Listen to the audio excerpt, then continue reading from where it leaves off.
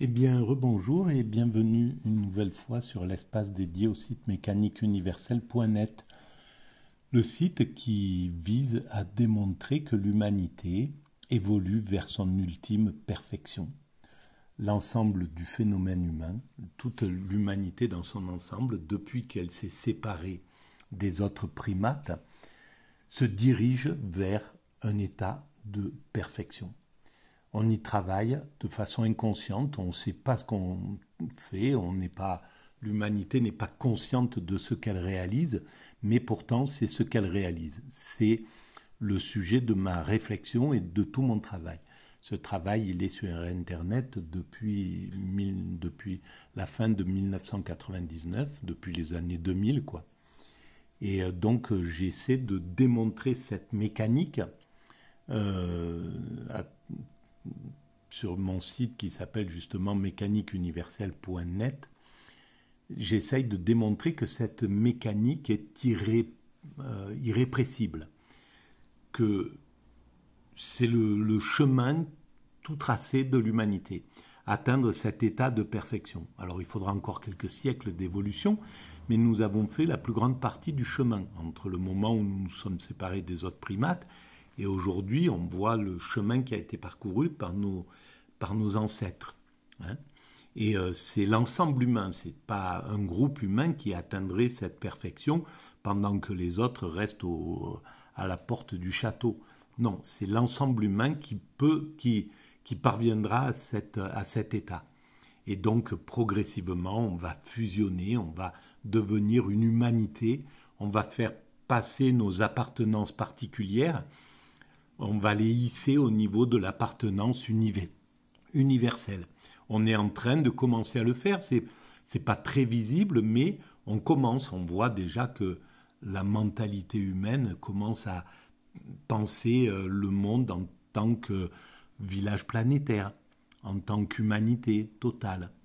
On a construit toutes les structures pour fonctionner universellement. L'ONU, l'OMS, l'OMC, l'Organisation mondiale du travail, du tourisme, etc., etc. Donc l'UNESCO, on a construit déjà toutes les structures. Donc tout est un peu prêt pour qu'on arrive à fonctionner universellement. Mais évidemment, l'humanité, elle a un temps d'évolution, elle a un rythme d'évolution propre à elle-même, qu'on ne peut pas accélérer. On pourrait, d'un claquement de doigts, dire, bon, ben, on va passer sur un autre modèle. Mais évidemment, il faut décompresser des états d'esprit qui sont aujourd'hui, par exemple, le nationalisme est quand même très dense sur la planète, justement parce que face à la peur qu'engendre ce sentiment que nous allons vers l'universel, eh bien, il y a une sorte de mouvement pour ceux qui ont peur de se dissoudre dans l'universel. Il y a un mouvement inverse qui va se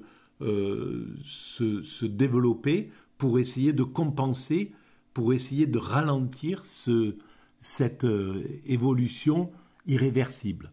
Elle est irréversible. Ils ne peuvent que la ralentir en réalité. Les ultranationalistes qui ne veulent pas passer maintenant à la première étape de cette universalité, c'est l'étape continentale. C'est-à-dire on est en train de fusionner au niveau de l'Europe, par exemple. C'est ce que va commencer à faire l'Afrique, c'est ce que va faire l'Asie, c'est ce que va faire l'Amérique. Enfin, chaque continent va essayer d'englober et de se fédérer au niveau continental avant de passer sur l'universel. C'est pour ça qu'il faudra encore quelques siècles d'évolution. Mais c'est notre destinée. Voilà.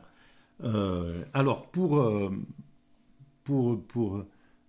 parler de tout ça, bien souvent, je m'appuie sur des ouvrages ou sur je prends prétexte sur des ouvrages ou des vidéos ou des audios. Et là, par exemple, depuis quelques vidéos, je travaille sur une émission de France Culture qui s'appelle Avec Philosophie, qui est présentée et animée par Géraldine Moulman, et qui était consacrée à Karl Marx. Alors, c'est la première vidéo, il y en a 4. Le premier épisode, c'est Marx et les jeunes, et le jeune hegelianisme. Donc, je vais lancer l'audio, c'est la quatrième ou la 5e maintenant, à ce sujet-là, et puis je commente, je digresse, je réfléchis un peu, ça stimule ma créativité. Voilà, je relance. Être terrible.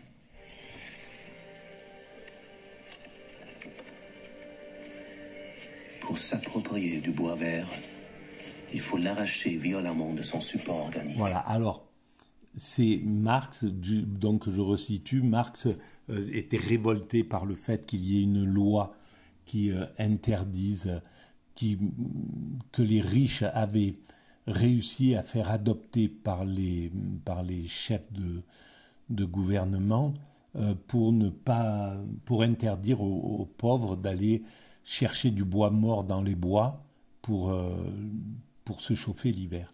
Et c'était une loi qui, évidemment, le jeune Marx, hypersensible à l'injustice, trouvait complètement criminelle, quoi, et complètement perverse, en fait. En revanche, pour le bois mort que l'on glane, rien n'est enlevé à la propriété. On ne sépare que ce qui en est déjà séparé.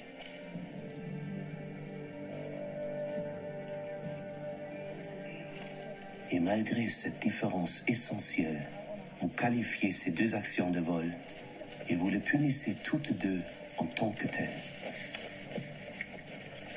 C'est honteux quand on y réfléchit à quel point on a progressé l'humanité malgré tout. Mais à quel point au XIXe siècle c'était terrible quand on y réfléchit.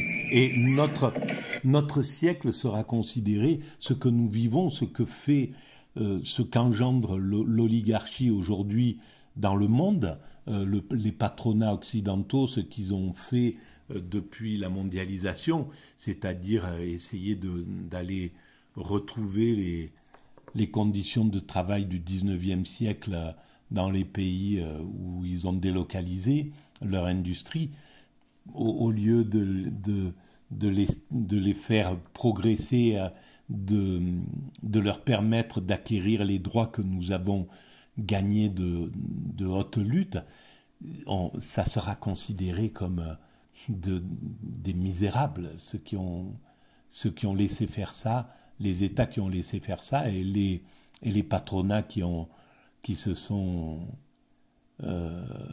amusés à aller retrouver les conditions moyenâgeuses que leurs ancêtres avaient dans les industries, par exemple au XIXe siècle. C'est affreux, quoi. Mais on voit quand même comment ça a évolué depuis, mais on est les archaïques du siècle prochain. Hein. Dans un siècle ou dans 2 siècles, on jugera le patronat actuel, les hommes politiques actuels comme des criminels, quoi, tout simplement.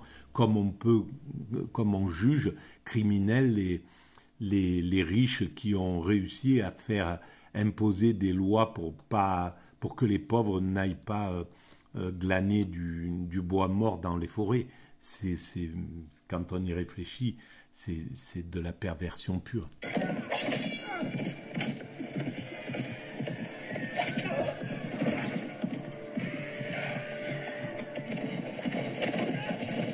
Bon, je pense que c'est le film qui a été réalisé, c'est un extrait du film qui a été réalisé sur Karl Marx. Et c'est pour ça qu'il y a tout ce boucan, ce vacarme derrière. Vous avez nié la différence entre vol et ramassage. Mais vous vous égarez en considérant que c'est votre intérêt. Le peuple éprouve la punition, mais ne conçoit pas le crime.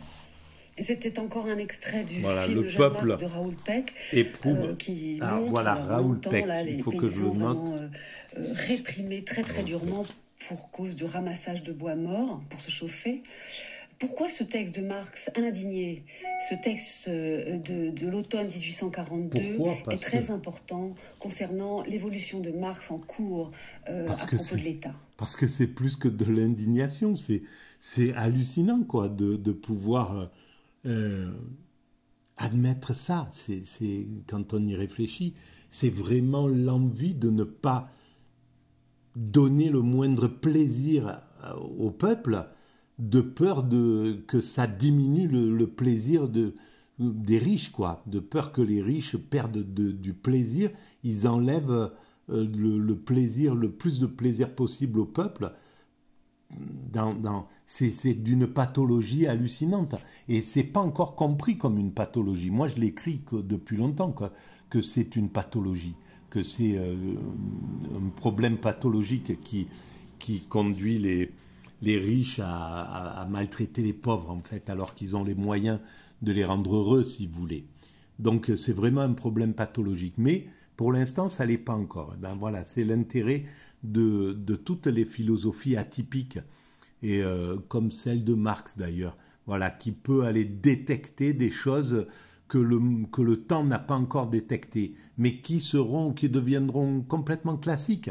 Dans 50 ans ou dans 100 ans, ben on verra que c'était une pathologie et qu'il y a une grosse pathologie chez les riches, dans le milieu, dans la corporation des riches. Voilà, il y a certainement des pathologies chez les pauvres, pareil, mais voilà, ça sera l'avenir de la pensée. Oui, c'est un texte effectivement très important parce que c'est aussi un des premiers textes où il se préoccupe avec la question sociale, oui, l'oppression des pauvres par l'État et la domination sur l'État des intérêts privés, les intérêts des propriétaires dans le cas. Donc il y a déjà une critique de l'État comme instrument des propriétaires. Bon, mais ce n'est pas encore une critique du principe de l'État, c'est encore une fois une critique de l'État prussien tel qu'il existe, qui s'est mis au service des propriétaires et qui opprime les pauvres paysans en le réprimant par la violence. Bon, le film de Raoul Peck, c'est une scène magnifique. C'est le début, c'est terrible. Oui. Donc c'est une étape importante dans l'évolution de la pensée du jeune Marx, parce que là, il se coltine des questions sociales et économiques d'un point de vue de solidarité avec les opprimés, les pauvres. Et donc cette idée va cheminer peu à peu, et plus tard, Marx renoncera complètement à l'idée que l'État puisse être rationnel. Le fait qu'il soit toujours au service des dominants lui paraîtra alors une évidence. Ce n'était qu'une intuition au moment de cet article sur les vols de bois.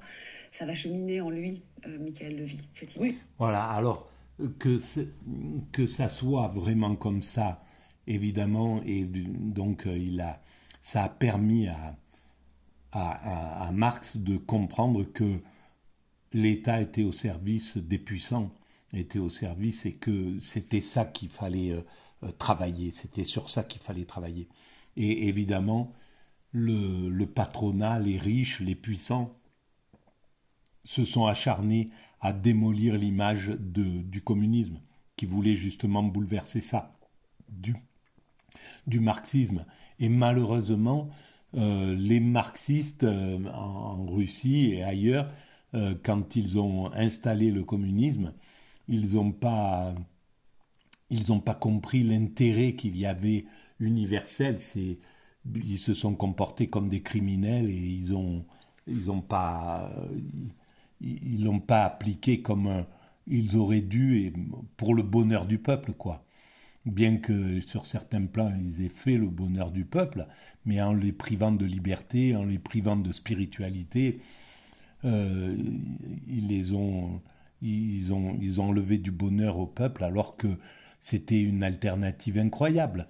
Le fait d'avoir la révolution russe, elle aurait pu amener quelque chose de vraiment complètement différent, et puis devenir une vraie alternative au capitalisme. Mais pour ça, il fallait d'abord écarter du communisme et du marxisme ce qui était pas bon pour le peuple. Ben, par exemple, le fait de penser que la religion c'est l'opium du peuple, c'était pas vraiment le cas. Hein. C'était pas sur certains plans, oui, mais en même temps, la religion, elle avait aidé les peuples à s'émanciper pendant des siècles et des siècles, tout doucement, et à gérer leurs pulsions, à gérer des choses, etc. Même si il y avait des choses contestables et qu'il fallait contester. Mais par exemple ça, voilà. Et puis ils se sont laissés oppresser en réalité par le capitalisme qui voulait le renverser et qui a fini par le renverser d'ailleurs. Voilà.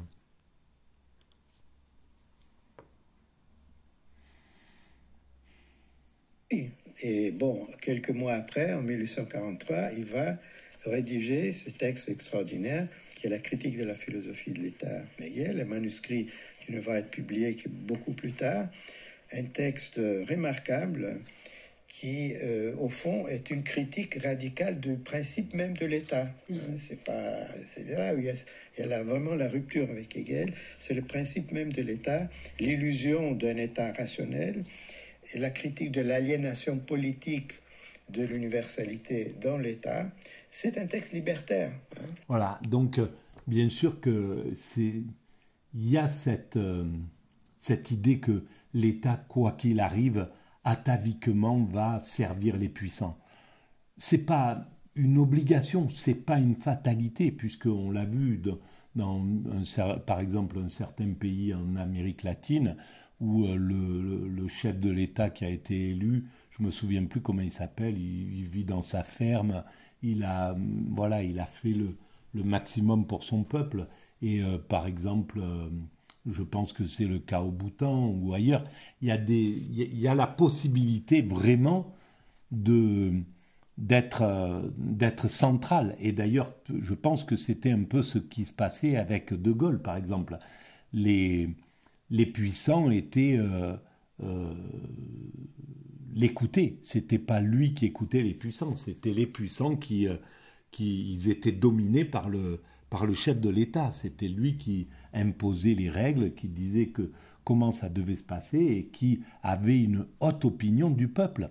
Donc, il suffirait tout simplement que les hommes d'État puissent, que les meilleurs, que les plus démocratiques, puisque la démocratie, c'est la souveraineté du peuple, c'est-à-dire que les prétendants au gouvernement du pays soient les plus intelligemment démocratiques. Et je parle de l'intelligence chaude du QE, qui soit vraiment conscient des enjeux qu'il y a à être démocratique. Pourquoi l'évolution de l'humanité nous conduit vers la démocratie, c'est-à-dire la souveraineté du peuple. Pourquoi c'est le peuple qui doit être choyé et les dominants sont au service du peuple. Pour quelle raison les chefs d'État, les gouvernements doivent contraindre les puissants, les dominants, les patronats à servir le peuple correctement et non pas l'inverse. Et ben ça c'est voilà il y a des choses toutes simples pour y arriver. Il faut déjà que les médias n'appartiennent pas aux puissants et c'est une chose qui aujourd'hui malheureusement est là à fond. L'oligarchie a réussi à racheter, comme à l'époque des maîtres des forges, à racheter la presse, la télé, etc. Donc ils ont reconstruit exactement ce qui se passait dans les années 30. Et donc avec les mêmes injustices, la même horreur, quoi.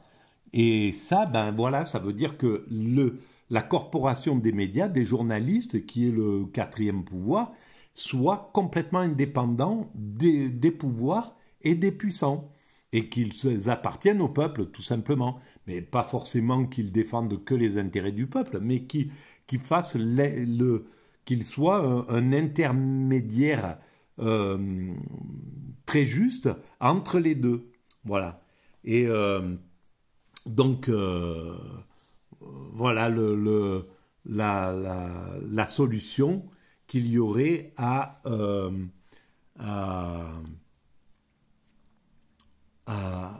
la, à faire, par exemple? Ben, il suffirait que les médias appartiennent au peuple pour que ça soit fini. C'est terminé.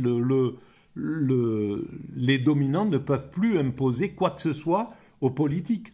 Parce que à ce moment-là, la corporation des journalistes leur rentre dedans. Voilà, vous êtes en train de ravager des acquis sociaux qui ont été gagnés de haute lutte pendant 200 ou 300 ans.